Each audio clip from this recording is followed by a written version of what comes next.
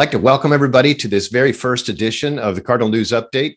We're here with Dwayne Yancey from Cardinal News, and I'll let him explain a little bit about what that is. But we're very excited about this opportunity to give you what we hope is a biweekly news update, highlighting the big stories of our region and as they're covered by Cardinal News. So, Dwayne, before we do anything else, just tell the folks what Cardinal News is.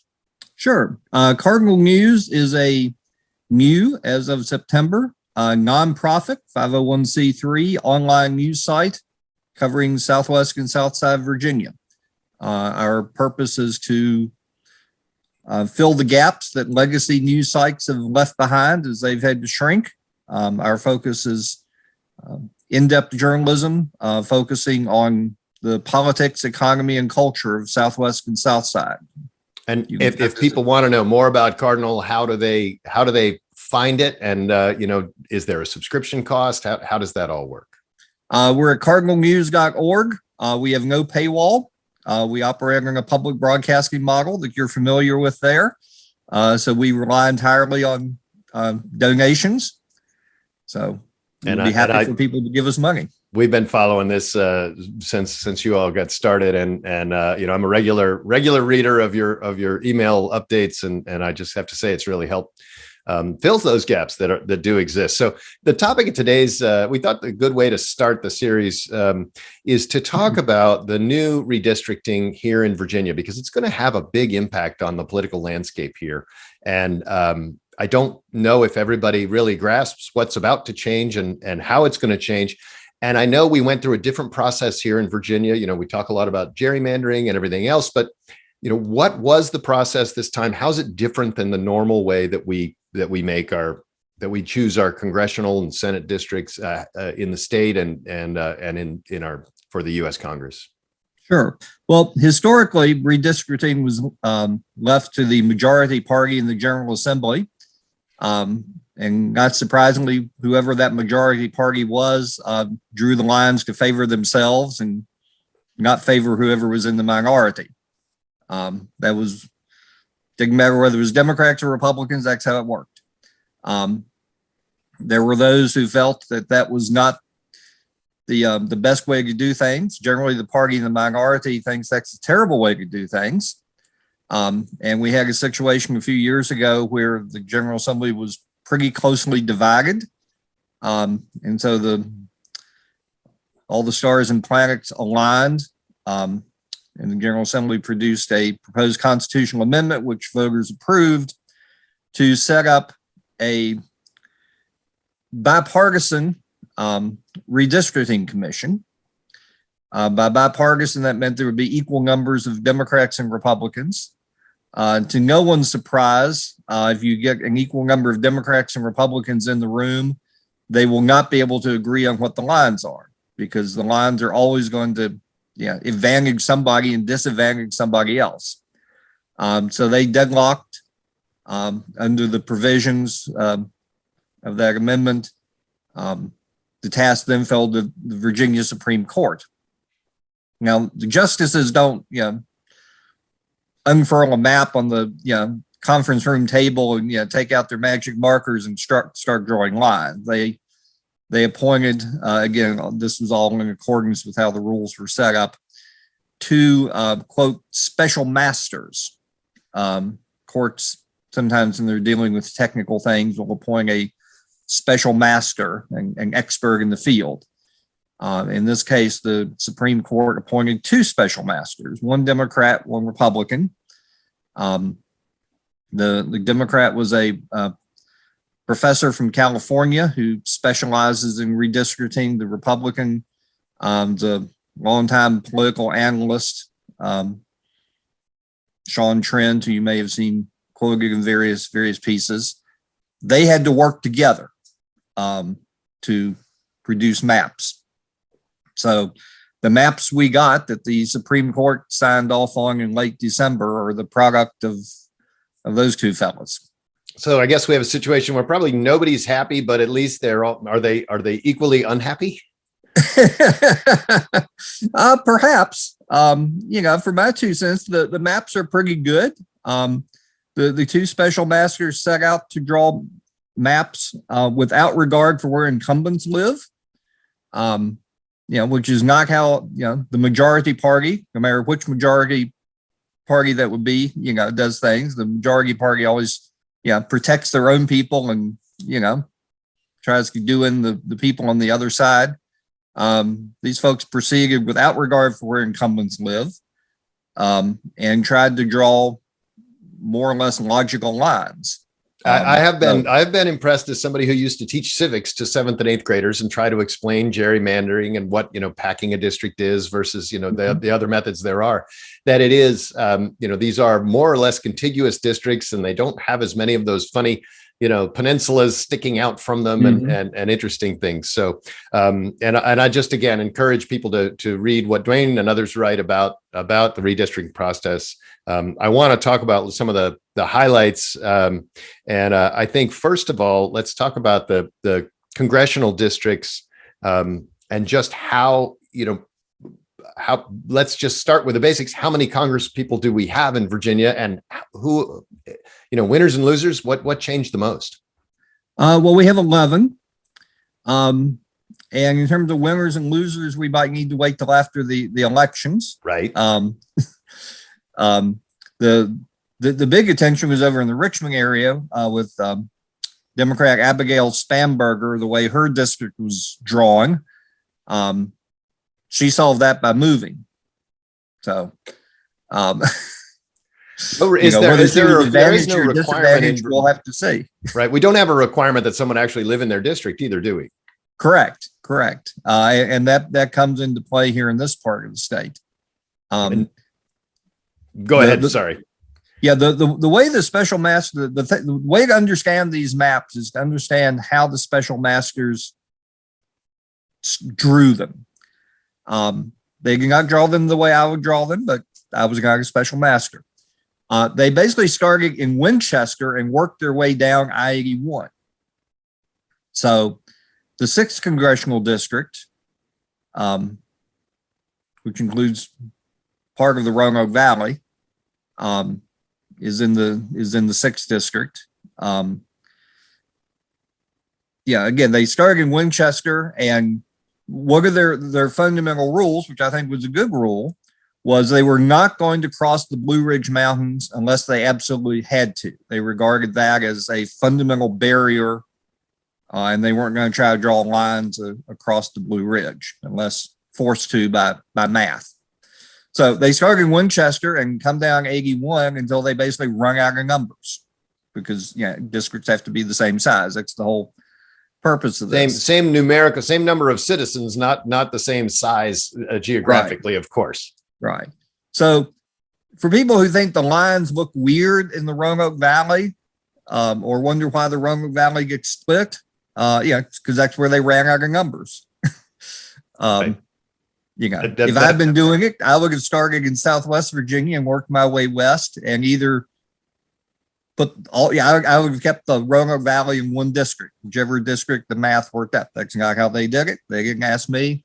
There you have it. So, part of the result of that was that 2 congressmen, Ben Klein of the 6th and Morgan Griffith of the 9th, both wound up in the same district. But as you point out, there's no provision, there's no requirement that members of Congress live in their district. They just have to live in the state. So Morgan Griffith, who was very close to the 9th, but now in the 6th, said he's going to run again in the 9th. And that's interesting. It'll be interesting to see it play out electorally as someone can, an opponent might have an opening to say, how can he represent us? He doesn't live in our district, or she. But in Senate 2, there are 3 incumbents. Is that right? In the state Senate. I'm sorry. Yes. In the state Senate, they worked the same way the special masters did. They started at Winchester and worked their way south. So Senate District 2 runs basically from Bath County up to Page County. In the beginning, that had 3 incumbents, two Republicans and 1 Democrat. Mark Obenshain, Rockingham, Republican, and McHanger of Augusta, Republican. Creed Deeds of Bath, a Democrat. Deeds has said he is going to move to Charlottesville, his current district goes from Bath County to Charlottesville. In fact, most of his current constituents are in Charlottesville. So he has said he will move there. So that brings you down to 2 Republicans. For what is also a very Republican district. Right. Hanger has said he might move to the next district down, which goes from part of Augusta County down to Craig County, which has no incumbent. He says he won't decide that until later. So that may all work itself out. But when we go around, well, there's a Republican delegate, Chris Head of Bogota, who has already said he's going to run for that Senate district. He wound up in a House district with a fellow Republican, so he solved that pairing by saying he would run for this open seat. So in the Senate, so we've talked a little bit about Creed Deeds moving here in Senate District 4, and where our station is, not here. Of course, we cover a large area, but that's John Edwards and Sutherline. They've both been packed into the same Senate district now, right? Correct. Sutherline a Republican, Edwards a Democrat. There have been a lot of haggling, maybe not on the part of the special masters, but on the part of various people in the public for how that district should be drawn. A more compact district would favor Republicans. Democrats wanted a district that would link Roanoke with Blacksburg. They did not get that. The special masters were very big on trying to draw districts as compact as possible. So that particular Senate district is basically Roanoke City, most of Roanoke County, Salem, and has a Republican incumbent and a Democratic incumbent. So that will have to sort itself out. For what it's worth, that district does trend Republican. The special masters produced for each district, looking at election trends over the past few years, how that district is likely to go. And so the Democrats aren't very happy about that for obvious reasons.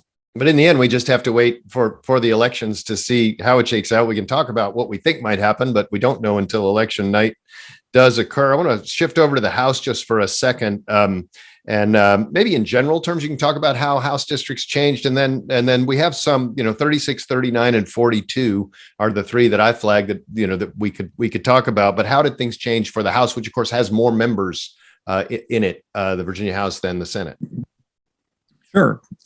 Well, the main thing to keep in mind for our part of the state is that out here, the districts had to get bigger. The population growth has obviously been on the other side of the state. We've got places that have lost population, others that just simply haven't grown as much. So all of the districts out here, be it House or Senate, had to get bigger, bring in more people. And so that leads to, a lot of the changes that you see. Down in far Southwest Virginia, that means there are two Republican delegates in Washington County who are now paired in the same district, William Wampler and Israel O'Quinn. Same in the Carroll and Floyd area, and Patrick, where you've got Ren Williams and Patrick and Marie March of Floyd County, now both in the same district. And there are multiple other districts like that where you wind up with, multiple legislators in the same district. And of course, that's just the story we've been looking at over the last, many decades of Virginia history as the coalfield population and the far Southwest Virginia population doesn't grow or shrinks. We see that influence going to the eastern and northern parts of the state. I guess it sounds though that, to your mind anyway, that it is the districts have been drawn in a relatively fair way. I would encourage everybody to go and look at some of the maps that Cardinal News has put out on this, so you can see just where you are. If anybody has disagreements at this point with the districts, is there any recourse for people, or is this settled? Is this what the districts are going to be at our next election? This is what the districts will be. Someone, if they can figure out the legal standing, could challenge them in federal court, but none of the usual groups most likely to do that have. So these are the districts. And, to some extent, you can look at any district and find what I would call some artistic objection to it. I've drawn it this way rather than that way. But again, since the special masters set out to completely ignore where incumbents lived, you can't look at these maps and say, well, this advantages this, or this intentionally advantages this party or disadvantages that party. Right. Any advantage or disadvantage is, inadvertent or just a product of, the demographics and geography of the state. Well, and we could talk about this. I'd love to spend time, just go look at every single one and go through it, but obviously we don't have time for that here. Again, I just want to thank you for taking the time to spend some time with us today. And we're gonna do this every 2 weeks, that's the plan. And what are some of your reporters or you working on that we might talk about next time? And we may talk about something else. But what's going on in the Cardinal News virtual newsroom? Well, we do operate virtually. We're obviously paying attention to the state budget. Whether we have a state budget in 2 weeks is anybody's guess. We have to have a budget by the end of June. Virginia, unlike the federal government, can't just, continue on without a budget. Depending on what is in that budget, there will, whenever there's a budget, there will be a lot of things to talk about. So that's sort of like, the big thing hanging out there. Okay, great. Well, and I know there's also just some fantastic feature stories and other things written, a lot of business reporting going on in far Southwest Virginia. And I just really, again, encourage people to go to cardinalnews.org and take a look and sign up for that newsletter. Dwayne, it's a pleasure. I hope that we can continue doing this, and I look forward to more conversations with you and other members of your staff. So thanks so much. Thank you. Glad to be here.